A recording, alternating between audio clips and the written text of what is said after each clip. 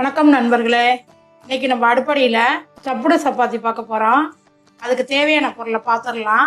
ஒரு கப்பு கோதுமை மாவு, ஒரு ஸ்பூன் மிளகாத்தூள், அரை ஸ்பூன் மஞ்சத்தூள், ஒரு அரை ஸ்பூன் ஜீரகத்தூள், ஒரு பிஞ்சு சாட் மசாலா, கொஞ்சமாக கஸ்தூரி மேத்தி, ஒரு 1/4 கிலோ உருளைக்கிழங்கு, கொஞ்சமாக கொத்தமல்லி, ஒரே ஒரு பச்சை மிளகாய். வாங்க எப்படி செய்யறதுன்னு பார்த்துடலாம். நம்ம வீடியோக்குள்ளே போகிறதுக்கு முன்னாடி நம்ம சேனலை சப்ஸ்கிரைப் பண்ணிக்கோங்க, பக்கத்தில் இருக்க பெல் ஐக்கானை கிளிக் பண்ணிக்கோங்க. வாங்க நம்ம இப்போ வீடியோக்குள்ளே போவோம். நம்ம இப்போ சப்பாத்திக்கு ஸ்டஃபிங் உள்ளார வைக்கிற மசாலாவை ரெடி பண்ணிடுவோம். உருளைக்கிழங்கை போட்டுட்டு நல்லா வேக வச்சுருக்கேன்.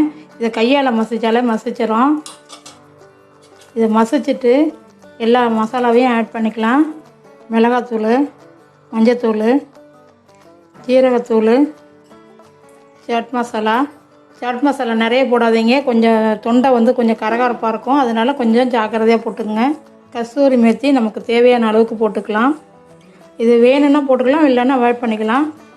தேவையான அளவுக்கு உப்பு. இப்போ கொத்தமல்லி நம்ம அரிஞ்சு வச்சதை சேர்த்துக்கலாம். இதில் ஒரே ஒரு பச்சை மிளகாய் நைஸாக நறுக்கி வச்சுருக்கேன். இப்போ எல்லாத்தையும் போட்டு நல்லா ஒன்று சேர பிசைஞ்சிக்கங்க. எல்லாம் இப்போ கரெக்டாக ஆகிடுச்சு. நம்ம மாவு ரெடி பண்ணுவோம். சப்பாத்தி மாவு. நம்ம சப்பாத்தி மாவு பிசைகிறதுக்கு ஒரு கப்பு மாவு எடுத்துருக்கோம்.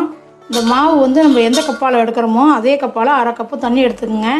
இது கடையில் வாங்குகிற மாவாக இருந்ததுன்னா நம்ம ஒரு கப்புக்கு அரை கப்பு தண்ணி போதும். இந்த ரேஷனில் நம்ம வாங்கி நம்ம அரைக்கிறதா இருந்ததுன்னா 3/4 கப்பு தண்ணி வேணும். உங்களுக்கு எவ்வளோ கரைச்சலாக இருந்ததுன்னா அதை பார்த்து ஊற்றிங்க. இதுக்கு தகுந்த உப்பு போட்டுக்குவோம். நான் சப்பாத்தி மாவில் எண்ணெய் ஊற்ற மாட்டேன். எண்ணெய் ஊற்றலைன்னா தான் உப்பி வரும், எண்ணெய் ஊற்றினா உப்பாது. அதனால் உப்பு மட்டும்தான் போடுவோம். இதில் அரை கப்பு தண்ணி.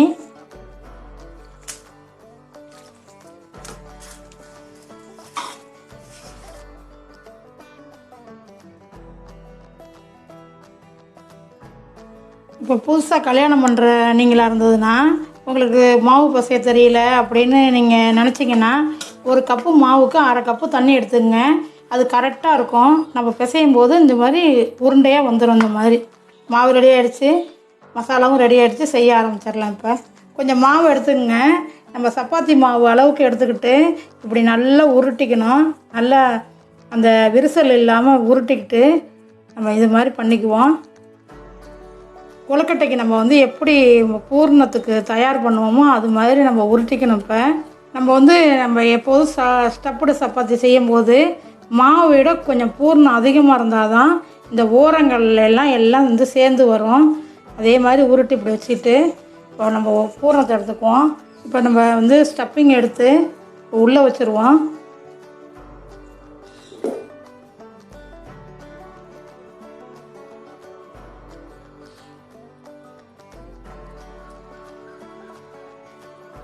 எக்ஸ்ட்ரா உள்ள மாவெல்லாம் எடுத்துடலாம்.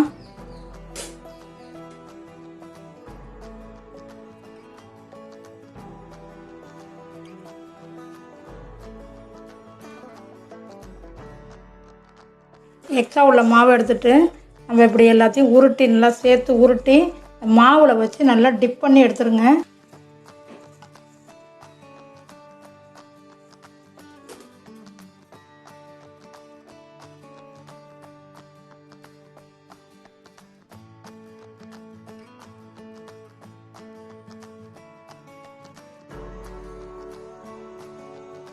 இப்போ திரட்டிட்டோம்.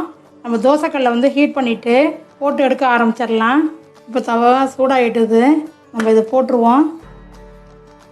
நம்ம எப்போதும் வெறும் சப்பாத்தி போட்டுட்டு அதுக்கு தொட்டுக்க தேடிகிட்டு இருப்போம். பிள்ளைங்க வெறும் சப்பாத்தி சாப்பிடாது. இது மாதிரி வித்தியாசமாக நீங்கள் செஞ்சு கொடுத்தீங்கன்னா உருளைக்கிழங்குலேயும் சத்து இருக்குது.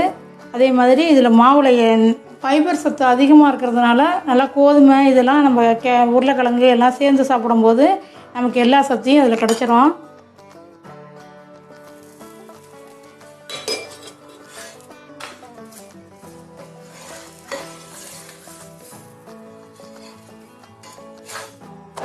கீரை சப்பாத்தி போட்டு காமிச்சோம், அதே மாதிரி தான் இதுவும். ஆனால் இது ஒரு பஞ்சாபி டிஷ்.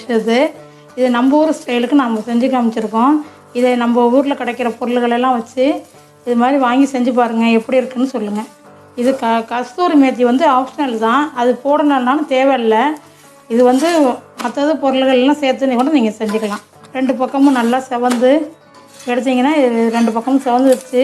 இப்போ நம்ம எடுத்துடலாம். இது மாதிரி எல்லாத்தையும் சுட்டு எடுத்துருங்க. இந்த வீடியோ பிடிச்சிருந்தா லைக் பண்ணுங்கள், ஷேர் பண்ணுங்கள், கமெண்ட் பண்ணுங்கள். மேலும் வீடியோவுக்கு அம்மாவின் அடுப்படி சேனலை சப்ஸ்கிரைப் பண்ணுங்கள்.